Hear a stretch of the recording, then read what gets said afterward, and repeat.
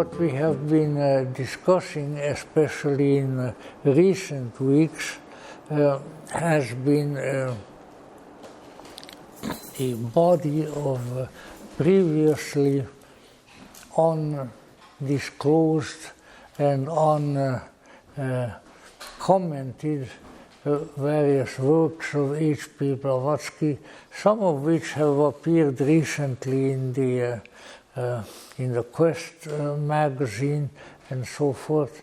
And so in that connection, we have come to a point where I felt that the environment, and by this I don't mean grasses and trees, but the cultural environment, and particularly the spiritual aspect of the various cultures within which H.P. Blavatsky lived, first grew up and then lived, that these might be of relevance to what we are working on.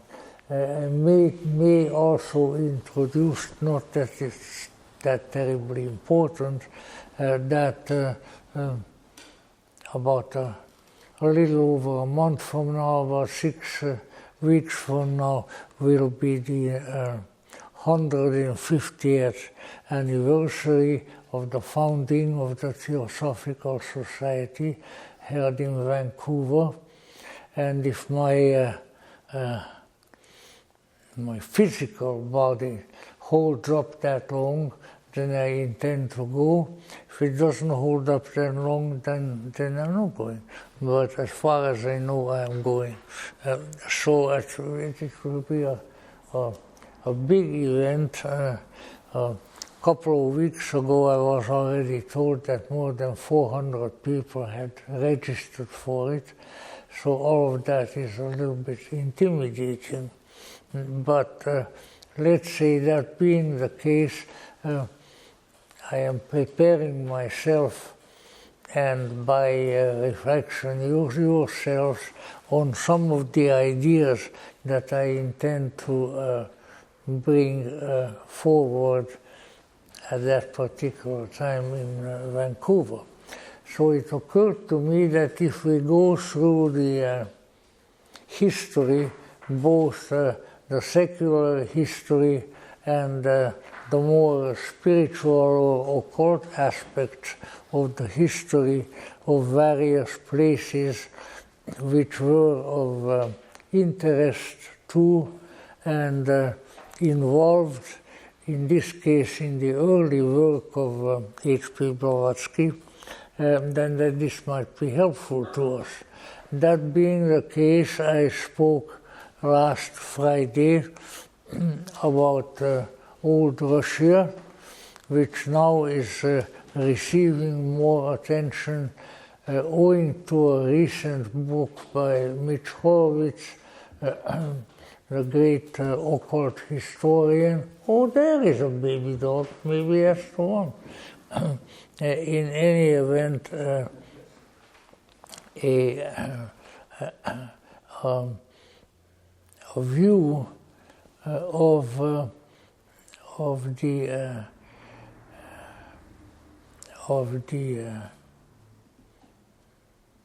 occult background in the 19th century and so forth, beginning with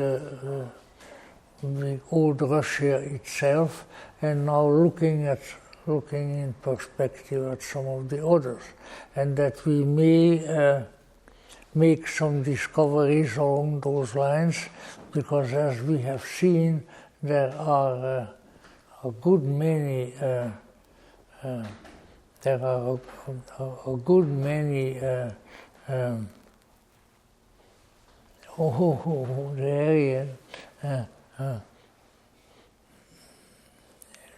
good many data and documents that are becoming available, which would relate to these, and possibly on the relationship of H.P. Blavatsky's philosophy and these various circumstances. So that being the case, I'm sorry if this will be a little bit on the academic side or not, but I am going to have to present to you a cocktail mixture here of history and of occult history, and hope that something meaningful for our purposes will emerge from that mixture. So here is the mixture, invisible but present.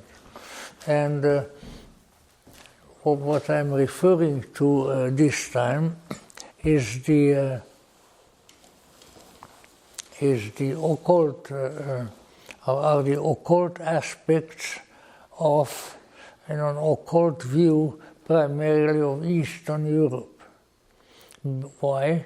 Because Eastern Europe was, in the end of the 19th century, about as closely related to and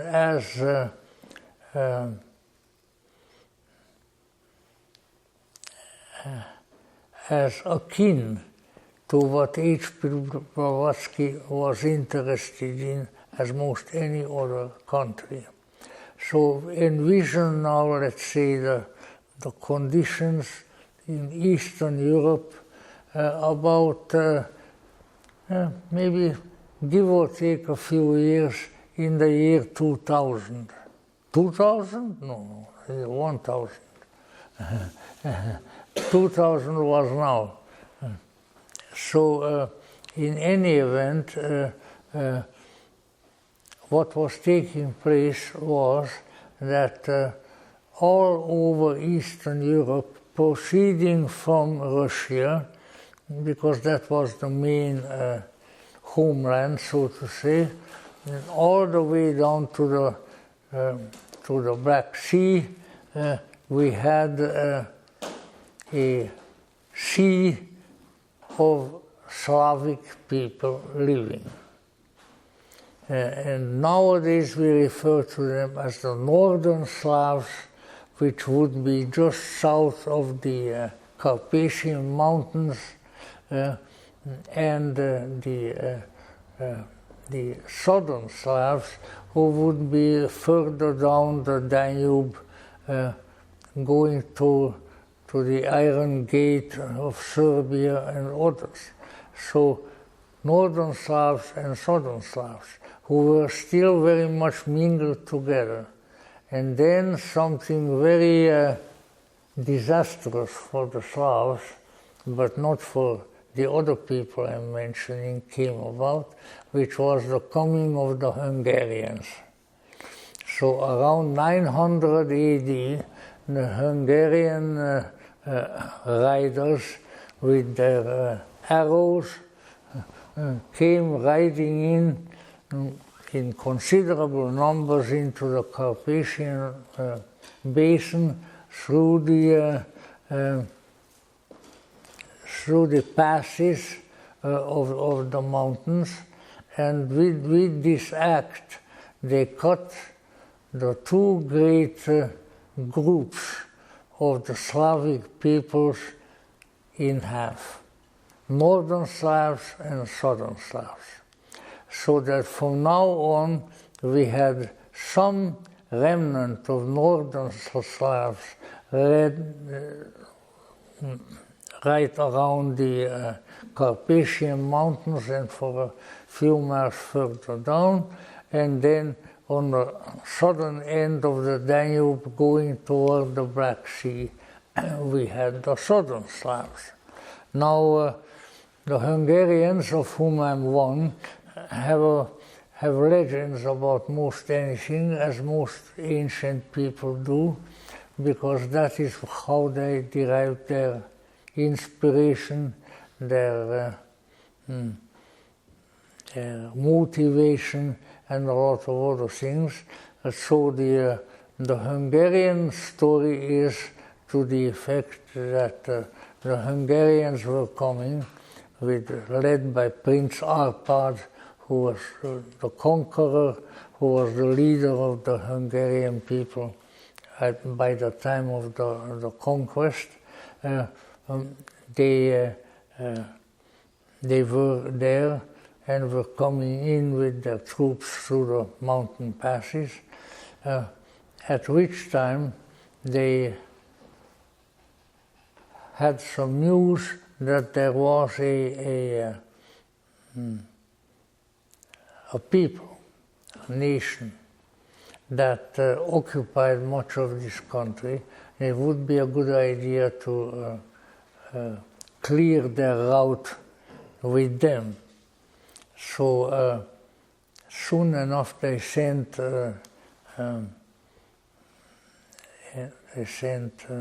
messengers to a ruler who in the list in the Hungarian legend is called King Svatopluk, who was the leader of the northern, particular northern Slavic group that was occupying much of that country.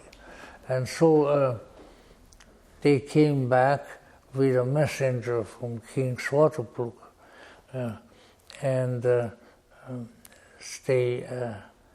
they brought to the Hungarians some curious gift. And the gift was probably some kind of a flat object like a table or so, and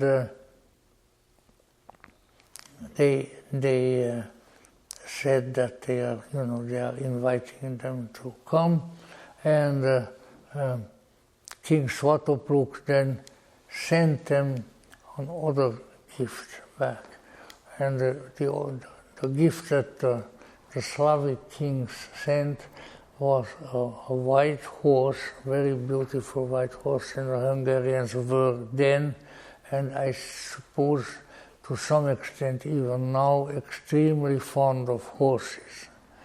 In fact, it was an ancestor of my mother's who, with his close friend, brought in thoroughbred horse breeding and racing into Hungary from England in the 19th century. Names are not necessary. In any event, the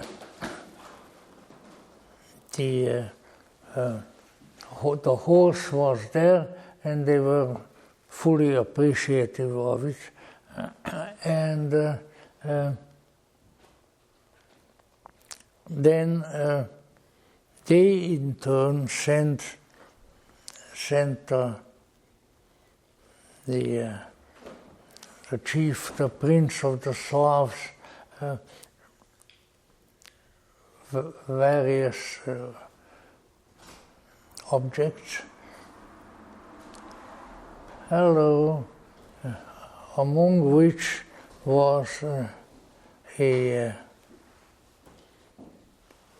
arrangement that sort of reminds me of the way the Japanese, when you have been around the Japanese people, you'll find that, for instance, the lunch basket or things like that is beautifully geographically arranged. Here are the rices, and here is the sushi, and here is the sashimi, and everything very, very beautifully done. So in some kind of a beautiful artistic arrangement, here was a tray, and on the tray were some grass, not the kind that you smoke. That hasn't been, I think, come into fashion yet, and some grass, some water, and let's see what is. My goodness, it's a famous legend. In any event,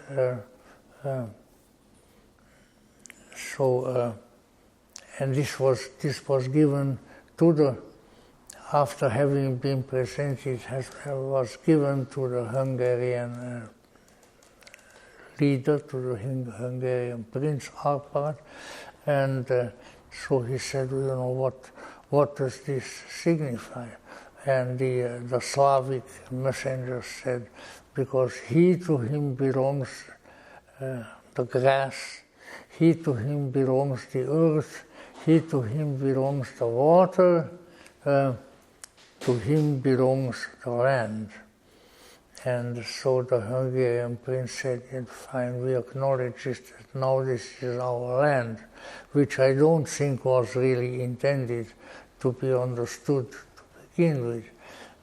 In any event, and as compensation, was probably also in a little different order. Hello there, come on in. Oh, yeah. So that was that the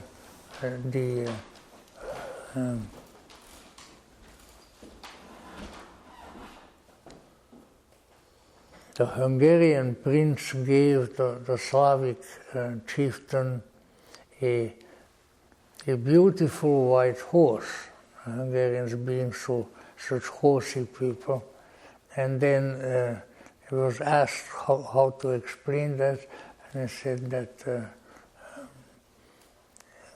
he to whom belongs the grass, to whom belongs the earth, to whom belongs the water, and whatever else I mentioned that he sent, to him belongs the land. And therefore, the horse is a gift of formal compensation for the entire land.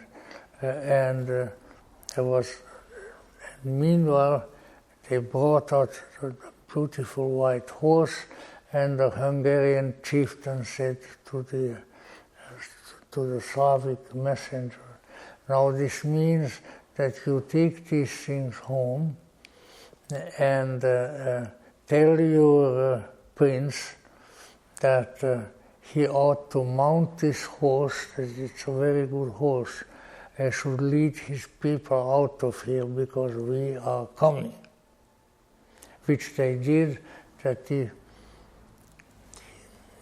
apparently original or part original inhabitants had left, and this was the romantic story how the Hungarians explained that they were persuaded to leave.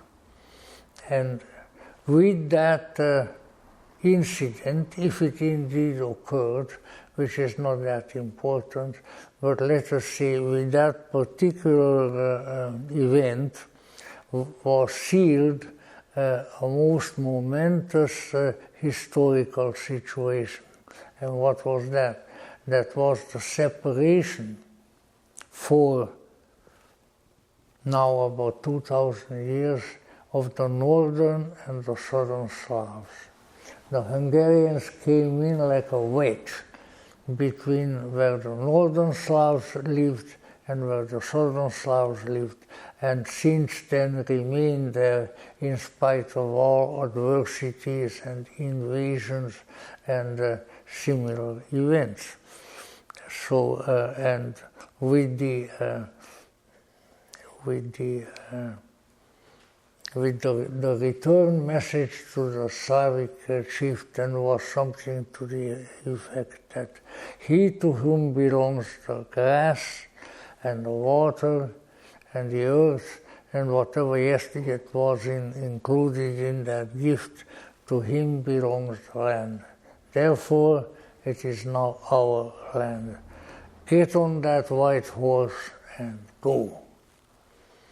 And apparently the Slavs and their, the Slavic chieftain and his people did go, and now a powerful and very inconvenient wedge was driven between the habitat of the southern Slavs and the northern Slavs. And that is where the Hungarians settled. So for a while that went reasonably all right. And then Hungary was established as its own country. For about 100 years, from 900 until 1000, the Hungarians had the time of their life. And that was primarily because they organized themselves in very effective and very fierce military groups. And with these groups, they invaded the West, Western Europe, what is now Austria, Switzerland, Germany, all of those parts, and stole everything that they could find, from which fact people, malicious people, later deduced that maybe these were Hungarian gypsies, because the gypsies are sort of generally known for absconding with things. But whichever the case may be, that is how it went. Hello there, come on in. And then, right around the year 1000, the Hungarian council gathered around their chieftain, who up to that time was called a prince. In this case, probably Prince Arpad's immediate descendants, decided that they would have to accommodate themselves to the customs of Europe.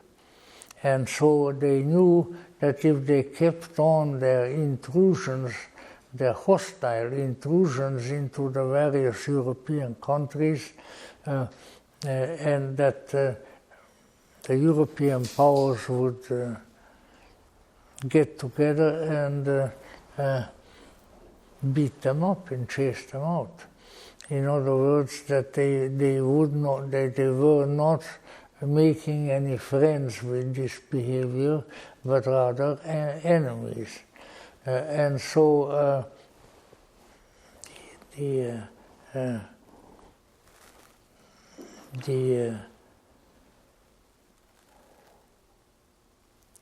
skirmishes and the difficulties continued but abated, and finally the chieftain of the Hungarians, Prince Géza, was advised that what he needed to do was to do what the rest of the European countries did, namely adopt Christianity, because the Hungarians were pagans, meaning non-Christians. They brought their curious and wild customs with them from Asia, and they kept them up, and this was also a thorn in the flesh of the European powers. So Prince Géza then decided that he would see to it that his people in the new Hungary would adopt Christianity.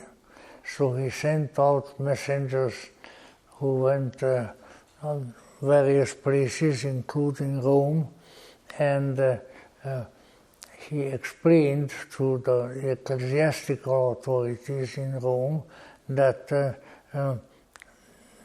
their present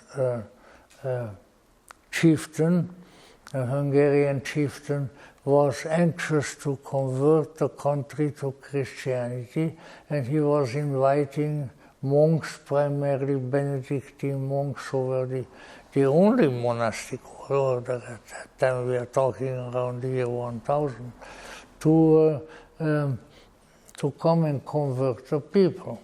And they came around, and unlike so many other people, they did not have a great deal of difficulty converting the people. Before too long, in a few months' time, Benedictine monks swept over the country, baptized everybody, and Hungary was now a predominantly Christian nation.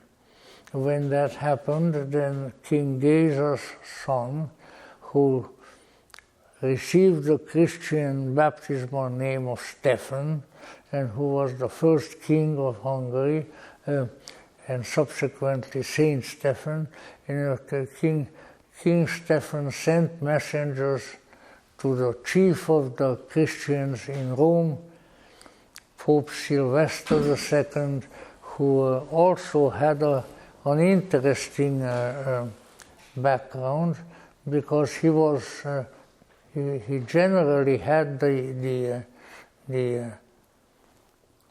repute, ill repute or not, that he was, in addition to being a pope, that he was also a very powerful magician.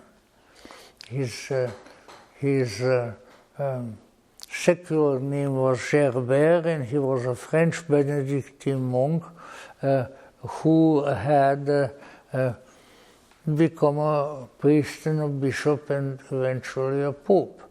And so the messengers gave the Pope all their reports about what was going on in Hungary, and the Pope said, I send this to your king, and I want one of our bishops to crown him with it.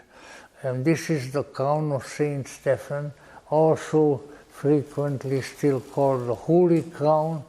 And if you should go to present-day Hungary, if you're lucky, you go to the Houses of Parliament, and in their big foyer, this is a 19th century building, you will find the Holy Crown exposed behind glass, and the guards with their huge daggers guarding it. And the Pope also said to the Hungarian emissaries, he said, I am only a successor of the apostles, but your king is an apostle, because he has already converted practically the whole of your country. And so he gave this curious object, which was then enhanced when they brought it back to Hungary, which became the Holy Crown, owing to his previous owner, Saint Stephan, and which is also symbolic of the position of Hungary and of much of Eastern Europe, because there was added to it another gift that did not come from Rome, but it came from Constantinople, where the Byzantine Empire was still flourishing, inasmuch as the malicious and very warlike Turks had not arrived yet. So from Byzantium, also known as Constantinople, there came another crown, which was like a diadem, open at the top, with various beautiful jeweled pictures all around, and these two were fused. Symbolically, well, they probably did not talk about that very much. They said, we are the country that is where East and West, where the Western Christian Church of Rome and the Eastern Christian Church of Constantinople come together. And so they fused the two crowns together, and that is the one that is still called the Holy Crown of Saint Stephan today. Just to give you a little bit of information of what happened to it, when World War II was finishing and the Russians were coming, then whoever was in charge of the crumbling Hungarian government at that time said, well, we can't deliver this, the most precious historical relic, to the Russians. And so they smuggled it out of, there was already all kinds of fighting going on, Germans and Russians and so forth. They managed to bring it out of the country, and in due course of time, it ended up with the American occupational forces, who I think in that segment were occupied by the fearsome and wonderfully courageous General Patton. And General Patton saw to it that the crown was shipped to America.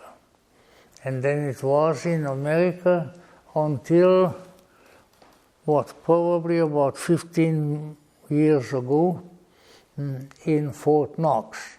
Because after all, it's gold and it's all full of jewels, and so I think it is just and right that it should be in Fort Knox. And then, at the behest of our president, whom I, just because of this action, did not like very much, namely Jimmy Carter, the crown was sent back to Hungary, which was run and occupied by communists, and was already after the, I think it was already after the Hungarian uprising of 1956, so the Hungarian community, both here and in Hungary, was extremely upset over this, and I was among them too. I think that I drank a larger quantity of brandy that day than I did for 10 years before and 10 years after. Because when a Hungarian is depressed, then he's supposed to drink and not water. So in any event, we were all pretty unhappy. Only one person raised his voice, and that was the son of the man who last wore that crown, of our last King Charles, who was deprived of his throne primarily because of the injustice of the Allies, and nevertheless, he was the last one to wear the Holy Crown.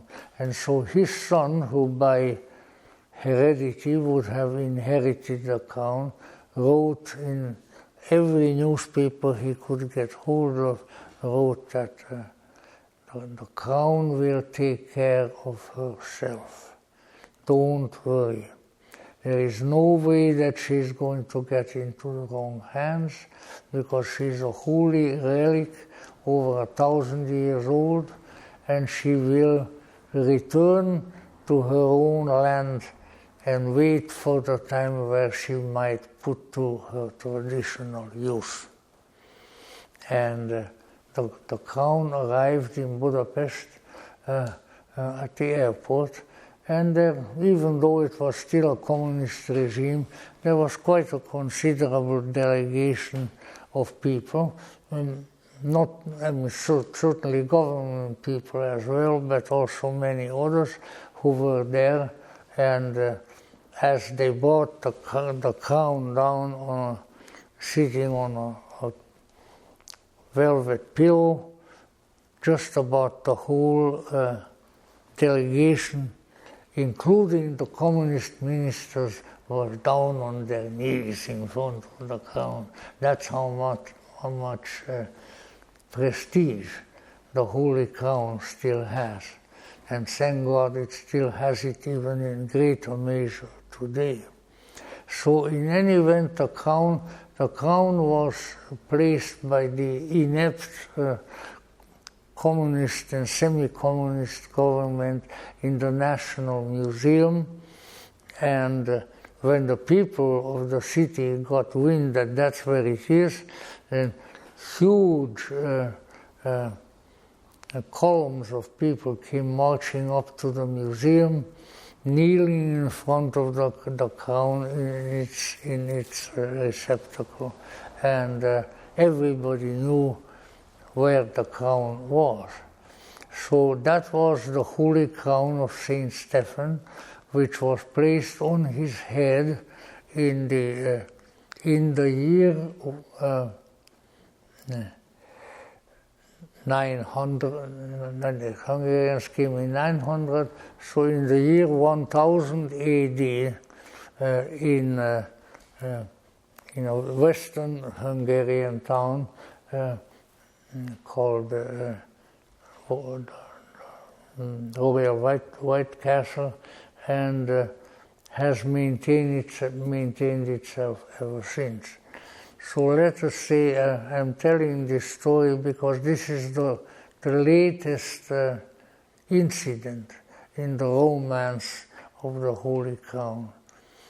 And then, of course, the Hungarians, being there with their king, who then, like even kings are wont to do, King Saint Stephan died, and his son, who was also a very devout and miracle-working young man, Saint Imre, that also died before he could become king, died in a hunting accident, I think something of that sort. And then other members of that dynasty took the throne for quite a long time, for maybe, trying to guess at it, I would say between 150 and 200 years, the dynasty of Arpad ruled Hungary. Now, this is just this is the indication of the beginning.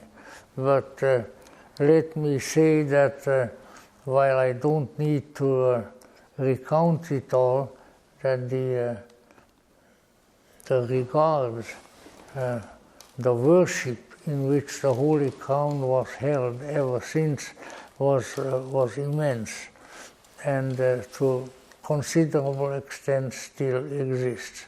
So the Hungarians were there now, with one king after the other being crowned with this amazing object, and then all kinds of historical difficulties befell the country, and meanwhile the Slavic people to the north and to the south were watching. Well, maybe the Hungarians are going to go away again. But no such luck for them, because they didn't. So they remained there, and from then on, subject to a great many incursions from outside, which were intended to act as something that would move the Hungarians out of present-day Hungary, but they did not move. And then another king or two down the line, there came another great difficulty. And if you want to know what the difficulty is, that was it. And that is an incursion of monumental power of the Mongols, who also were called by the people at that time the Tartars. So when you are eating tartar sauce, you can be reminded of the Mongols, who apparently had they gained a considerable fame, the doggone little fellows, by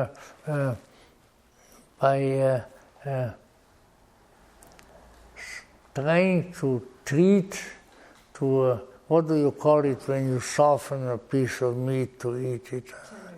Yeah. So their food by softening it under the saddles.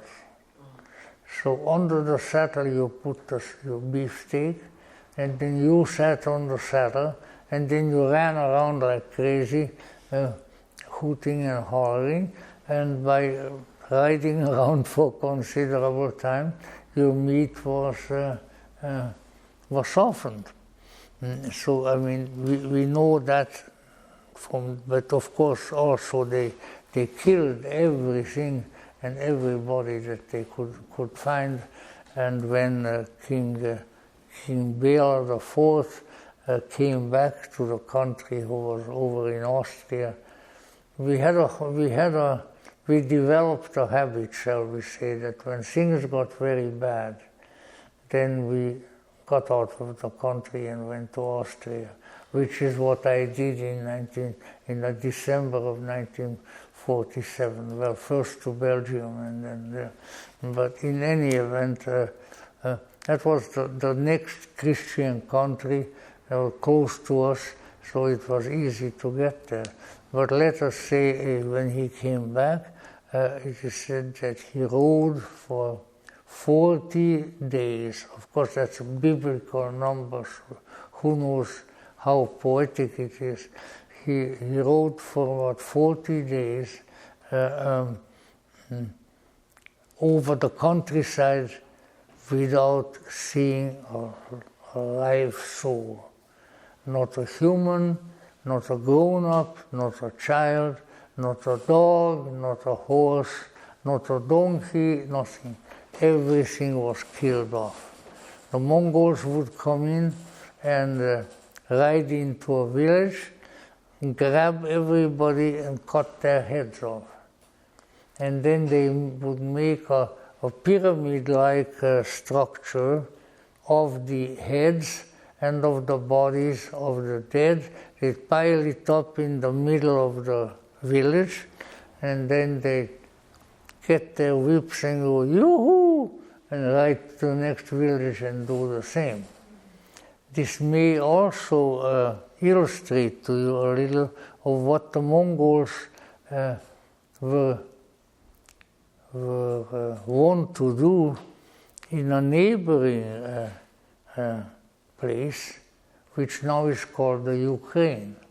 The reason that the Ukraine became what is called in Russian Little Rus was because year after year the Mongols from the Crimea and that area were riding up, and that was the first place that they could enter, and then they killed everybody and caused devastation about once a year.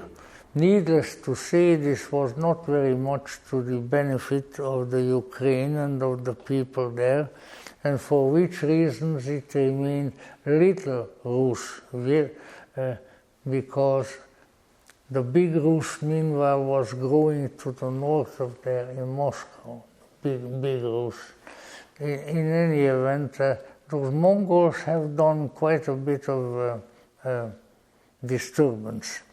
In any event, but that was only the first big difficulty. Others followed.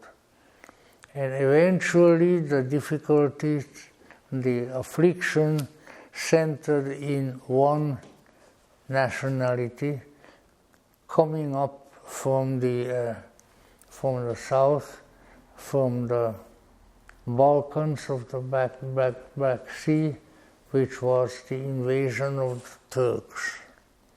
Because beginning in about 12th century, the Turks had come to conquer Constantinople. They killed the last Byzantine emperor, Constantine, on defending the walls of Constantinople, and the Sultan rode into the greatest church of Christendom, Saint Sophia, Hagia Sophia, on horseback with his sword up in the air, and he said, "Tear all of these Christian idols down, this is going to become a mosque." And you know, with some modifications, it is still a mosque today. So that was the end of much of the Byzantine Empire. But meanwhile, the Turks who were then, and I understand are now, fierce fighters. They are not very famous for anything else, but they can fight like the Dickens. I don't really know how the Dickens fights, but they are terrific fighters. I had a friend, now deceased, although fortunately not on the battlefield, who was at the Korean War. And when he came back, he said to me, the greatest fighters, the greatest heroes in the war were the Turkish troops, because it was declared a United Nations action, as you may recall, and therefore various other nationalities came there, but the fiercest fighters among them were the Turks. Well, they never lost that interesting habit. They were there. So they came in, and finally, for many years, for about a century and a half, the Turks kept coming in. The Hungarians and their allies, if they could find any, kept pushing them back. And finally, in 1526, the Turks had won their greatest victory when at the battle on the field of Mohács, they killed off, I don't know what, I think about 30,000 Hungarian soldiers, and practically the entire Hungarian nobility, 11 bishops and 2 archbishops, who all perished on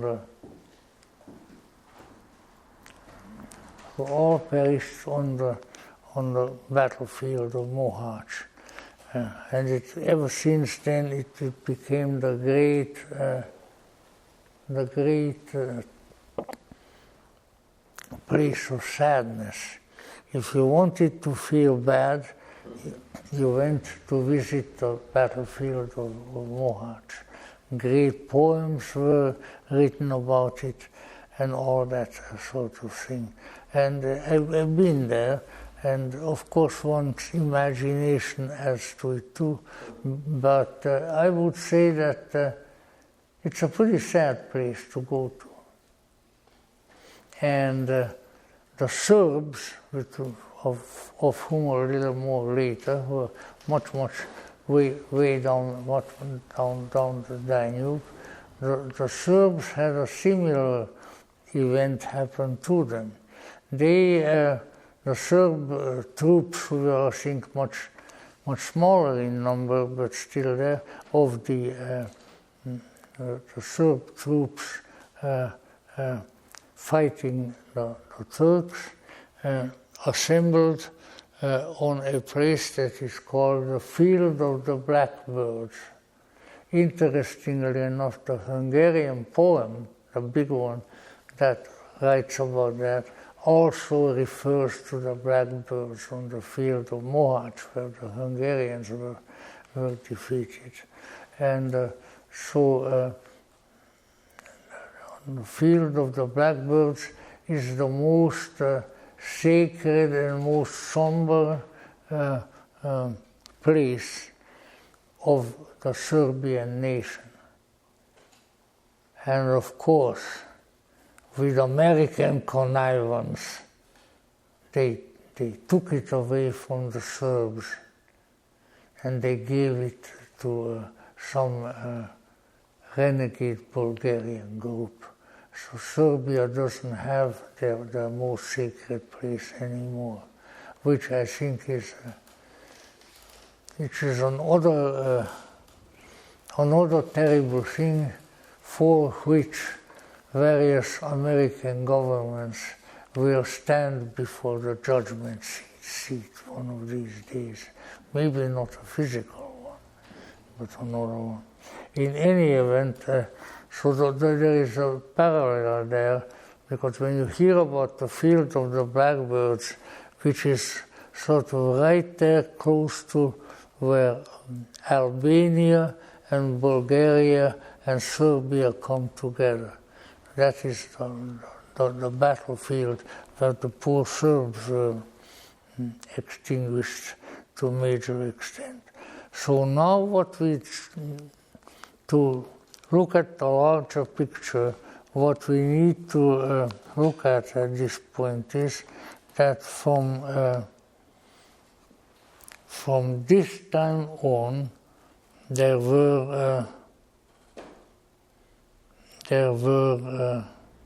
so to say, two divisions in Eastern Europe. One came from the north and stopped at what is now Hungary.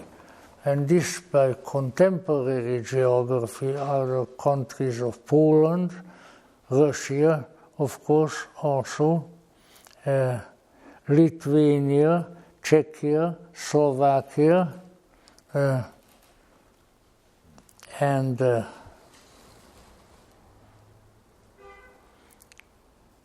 me see, Bosnia, and maybe one other. So on the one side, or on the other side, on the northern side of the Carpathian Mountains, is another group of Slavic people. But you can see how the Slavic people who were allegedly practically united prior to the coming of the Hungarians were now split in half. Because there we have Belarus, Poland, Romania, which is not Slavic, but that didn't make any difference, Serbia, Croatia, Slovenia, Montenegro, also, and Bosnia. And if you grant them a Slavic status which is not really justified, then also Albania. So these were, from then on, these were the two Slavic groups of Eastern Europe who never could unite it again, because those nasty Hungarians came in, split them in half, and would never unite them, would never allow them to unite again.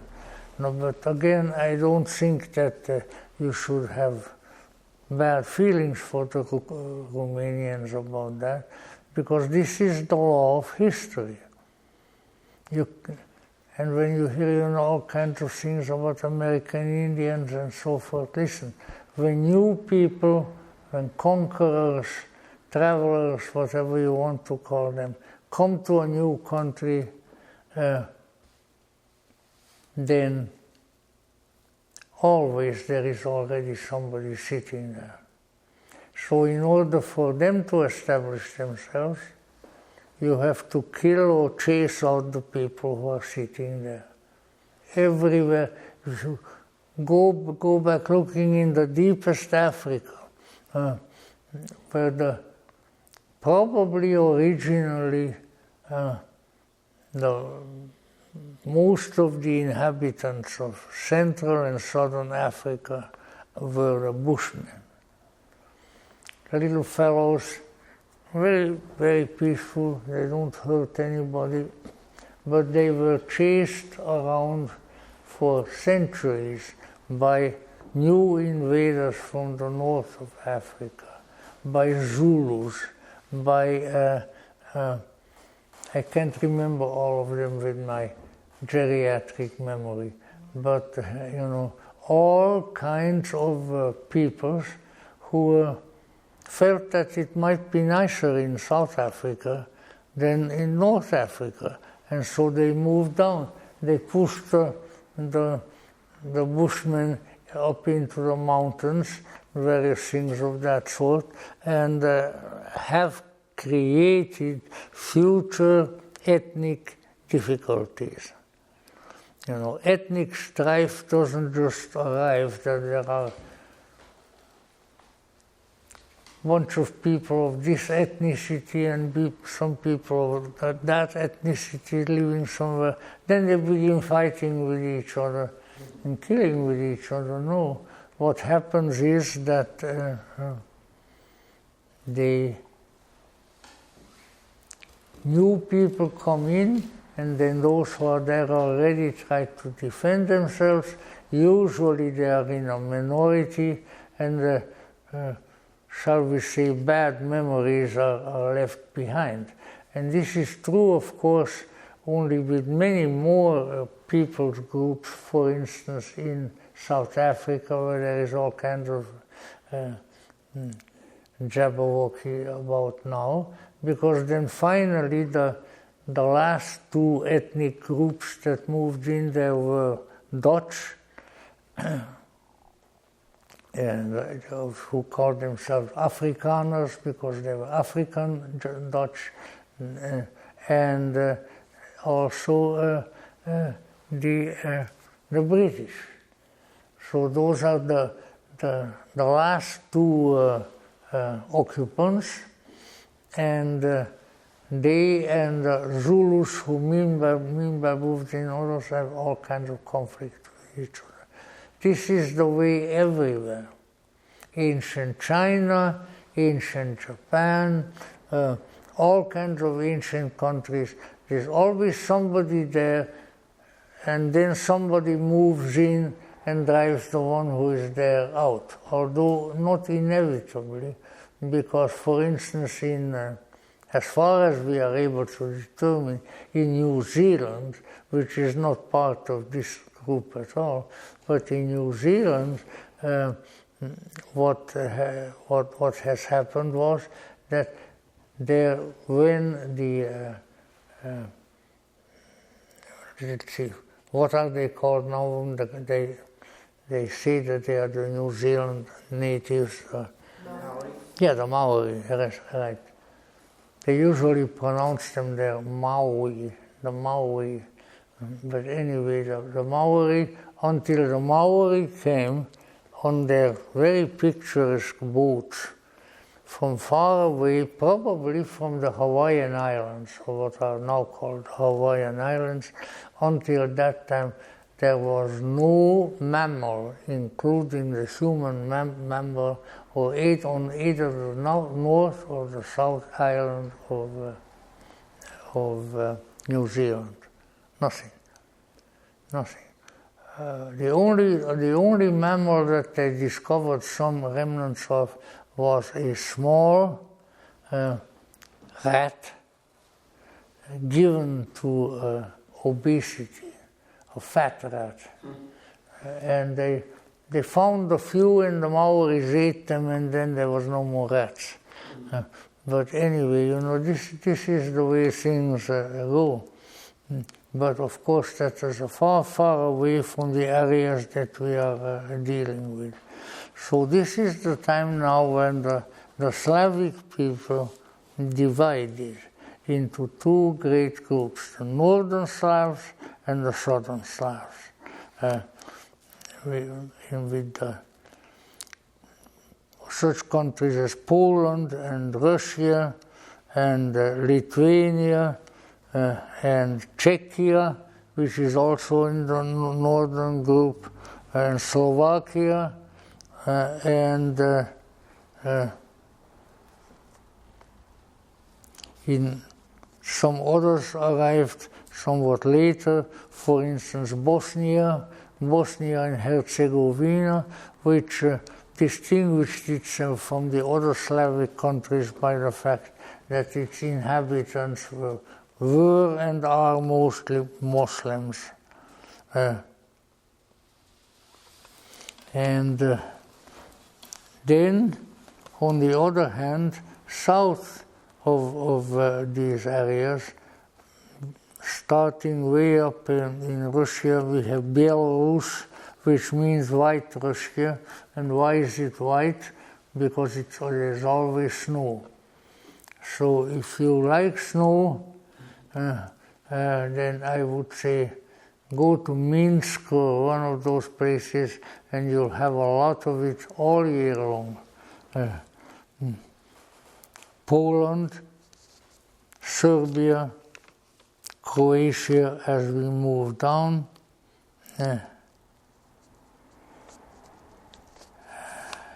Montenegro.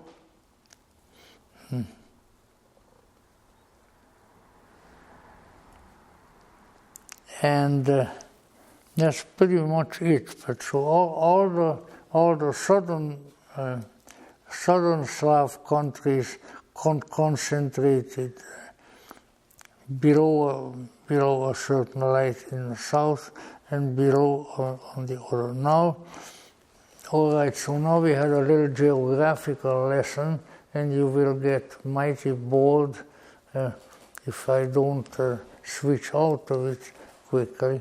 And what I'm conveying is that owing to this curious ethnic division of the northern and the southern Slavs, there was a sort of a three-way conflict going on ever since the year 1000 until now. Sometimes very bloody conflict, real shooting war, sometimes not quite as radical as that, but it was always there. And of course, the Slavic people, not being stupid, they very well recognized that there is only one reason for that, and that's those damn Hungarians. You see, because obviously it was the Hungarian incursion which, like a gigantic wedge, went in between the two Slavic groups, and that is the way it has remained ever since. And not only that, but the Hungarians were very ambitious people, and they very soon started taking over territories that at first were not theirs, and so on and so forth, so that, let's say, it was not until that fateful event of World War I that great many Slavic countries, both southern Slavs and northern Slavs, which were occupied for hundreds of years by Hungary, had been taken away. Now, but I'm supposed to tell you something as to what Blavatsky was interested in these countries, or would have been interested in. I haven't said a word yet, but that's just because I'm a tricky fellow. But let's say, I could say something. Obviously, Russia was the big baby, and still is. And that was the one where you might say the motherland of Slavdom, of East European Slavdom, was established. And because of its immense size and its industrial and martial power and so forth, the Russian influence, especially over the various other Slavic countries, was very great. Even so that for long periods of time, century or so at least one time, some of their neighboring countries, like Finland, like Poland, so forth, were simply incorporated into the Russian Empire. So Poland had a very difficult time having an independent existence. And although it did periodically, and it played, even when it had a tenuous existence because of Russian, German, and even Austrian incursions and oppressions, it was still an extremely important cultural and ethnic influence, and it needs to be recognized. So the Poles remained a steadfast, feisty ethnic group, which, no matter what the European powers did to them, they always managed to survive and continue.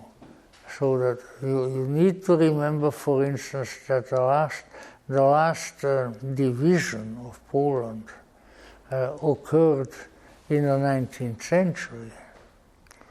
And then there was an Austrian Poland, there was a German Poland, there was a Russian Poland, primarily those three, and they in turn and their presence there had also much to do with World War I and subsequently with World War II. Because after World War I, the victorious powers restored Poland. I remember that even the main military decoration of Poland is called Polonia Restituta, which is Latin for restored Poland. So with all these incursions and oppressions, but on the other hand, this is what we need to keep in mind, that when we look at history and how various developments came about, the different people living in their particular spot made contributions to world culture which never really vanished. And we can say, for instance, and I am a almost lifelong student of religion and teacher of it, that Poland was the hotbed of Roman Catholic mysticism from way back right up to the present time. Right at this time, if you are studying a little bit the religious world, you would see that there is a worldwide Roman Catholic religious movement, which is called the Divine Mercy movement, which started out with the transcendental visionary experiences of a Polish nun in a monastery there, and which then, as it almost always happens, when a new mystic is around, then the old mystics or the old would-be mystics are against it. So there was quite a bit of opposition on the part of the Roman Catholic hierarchy to the Divine Mercy movement, but then came that astonishing man, John Paul II, the Polish Pope, and he immediately tore down the barriers that others had erected in the way of the Divine Mercy movement. In America, he established the Divine Mercy Shrine, which is, let's say, it's on the borderland of New York State and Massachusetts, where all those countries come together.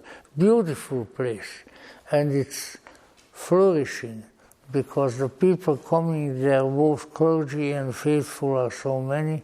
Pope John Paul, when he was in America, that's one of the first places he went to.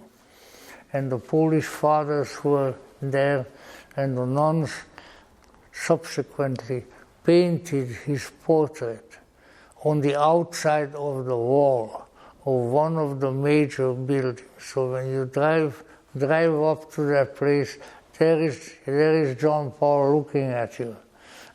So let's say largely because of that initial promotion, the Divine Mercy movement became one of the major internal religious movements in the Roman Catholic Church, and it is still there.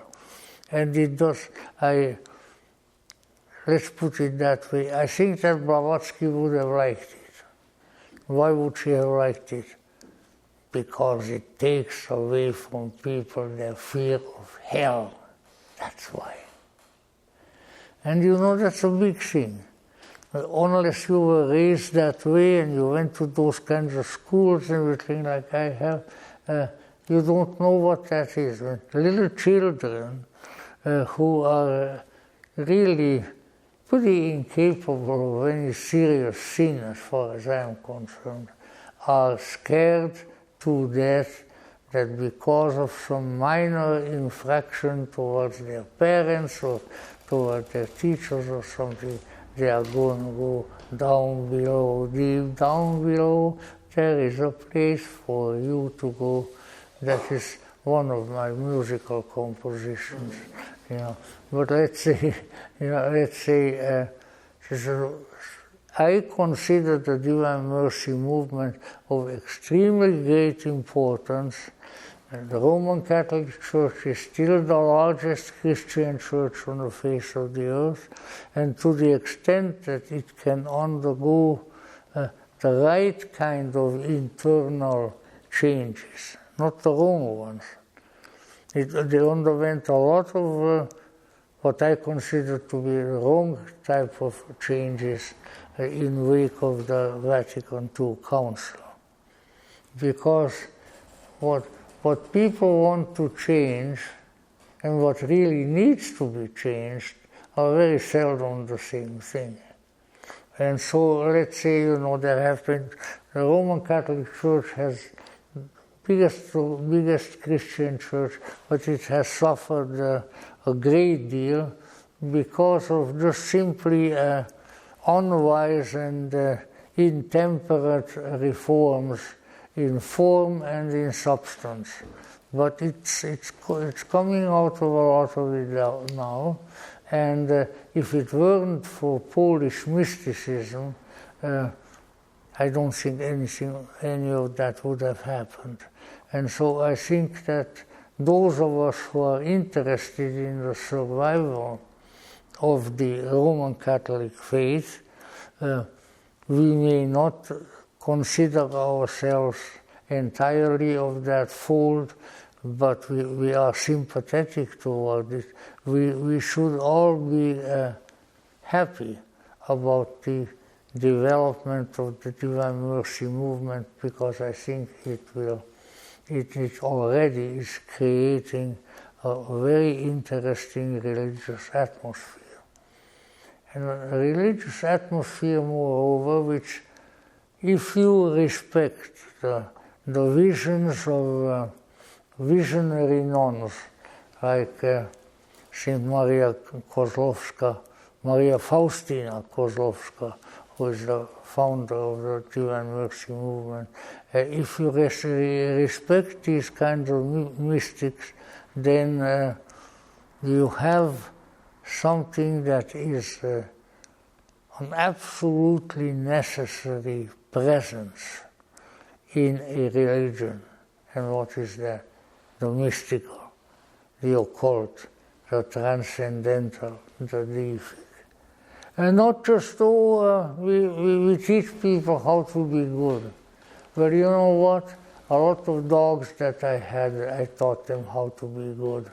I don't think that is a salvific development, except perhaps for the people who own that dog, but not otherwise. So, and all kinds of things of that sort. So I think that the cultivation of religions, or of religious groups within a larger religion that is of a salvific nature, and that brings good feelings, and that brings confidence, brings a salvific impulse to people of a bigger religion, is a very, very good thing.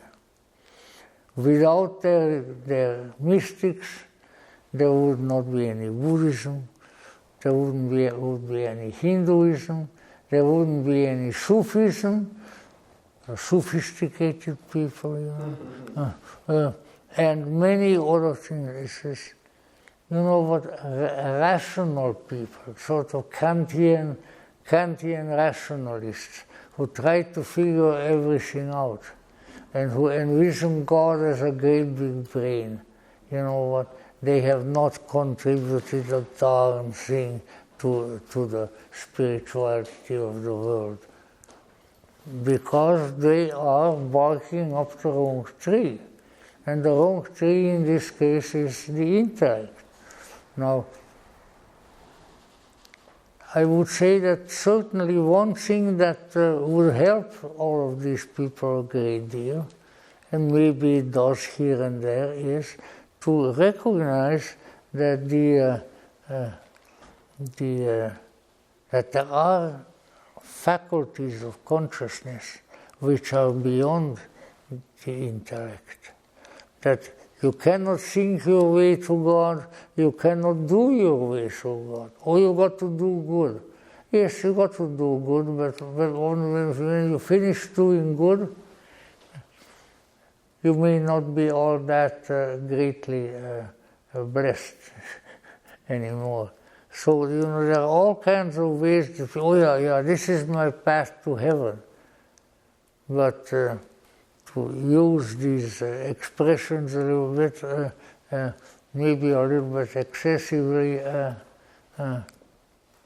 to do certain things and not do certain things, which of course is a big deal also, and so it's not where it's at. Where is it at? Where is it at? The mystics always knew it is to be something, to be one with God, to be one with the transcendental dimension, to be there where the angels are. You do that, and you've done something.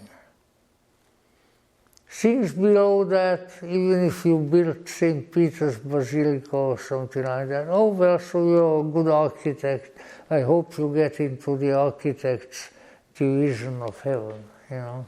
But that's not where it's at.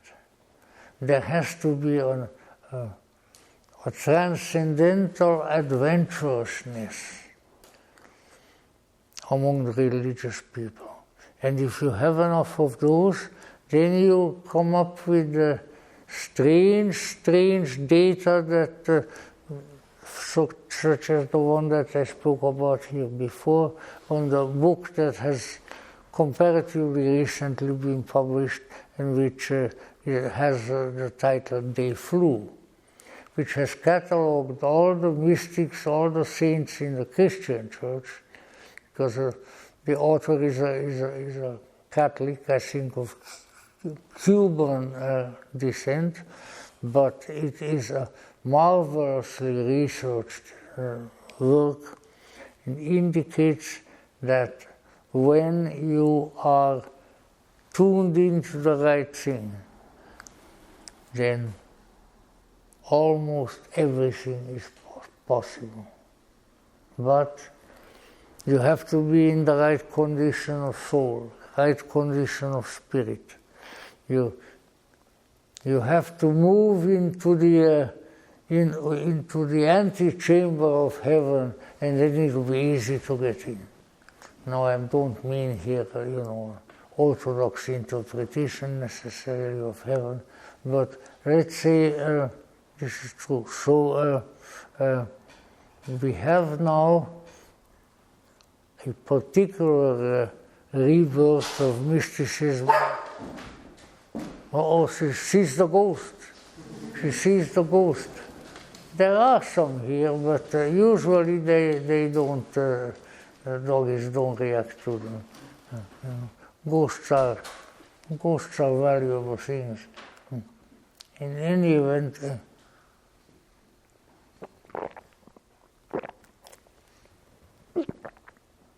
I've been about 3 different times to the National Shrine of the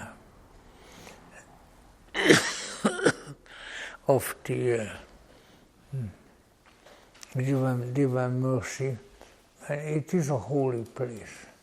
It would be a holy place if it were in India, it would be a holy place if it were in Australia, it would be a holy place if it were in Russia, where there are many, many holy places, and that is a great and a wonderful thing.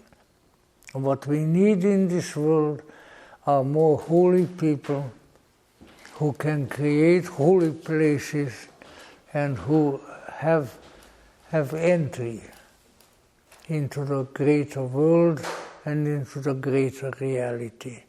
And we not only need them, but if we look for them very, very hard, we have them even already.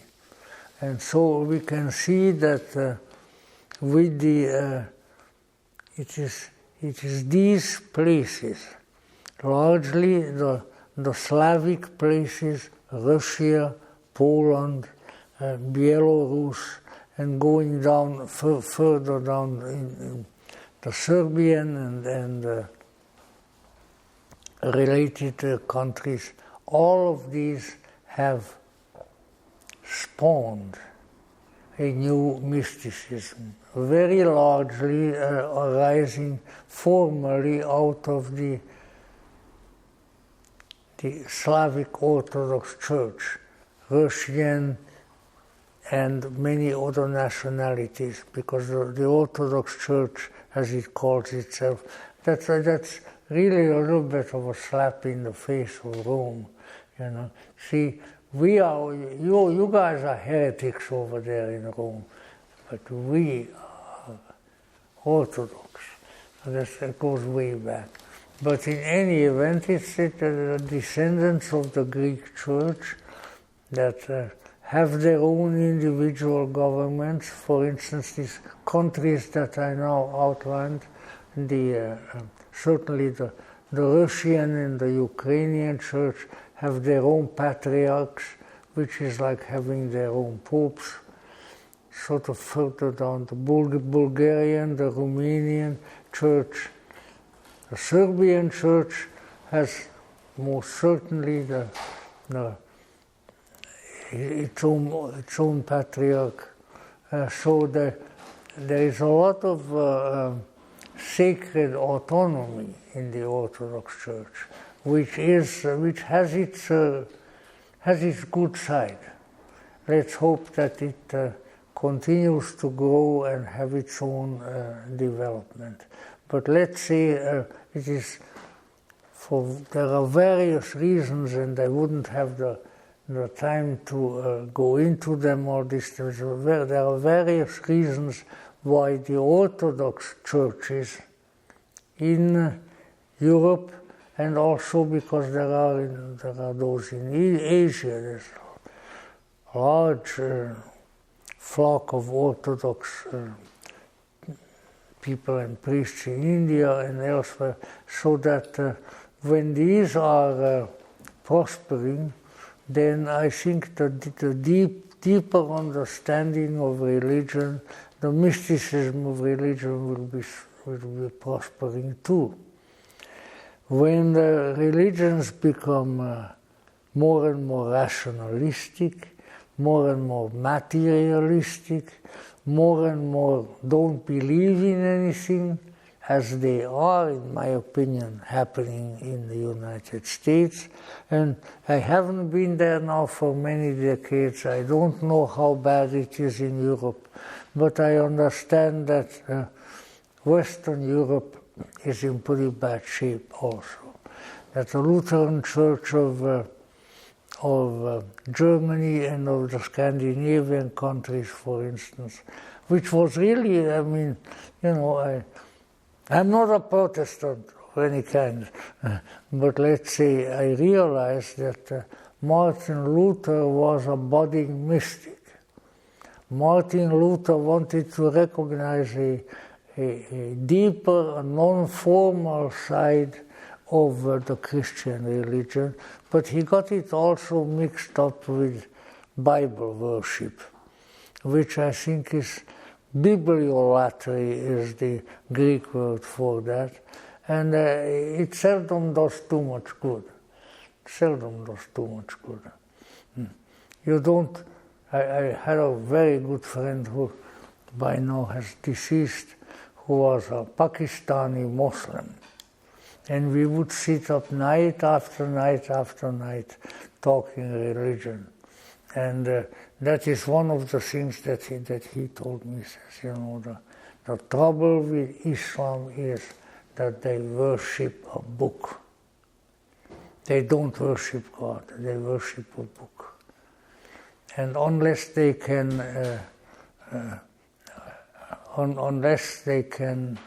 take themselves out of that, their future in a spiritual sense will not be certain. And I think that is probably true. And so that is what happened to Protestant Christianity. It's also book worship. And I like books. I always liked books. I liked books since I was a tiny little child, but I don't think they need to be worshipped. I think what we need inspiration, whether it comes from a book or whether it comes from anything else. But it must, the insight, the wisdom, the goodness must come from within ourselves, because it is there already, and it only needs to be awakened. It only needs to be attended to.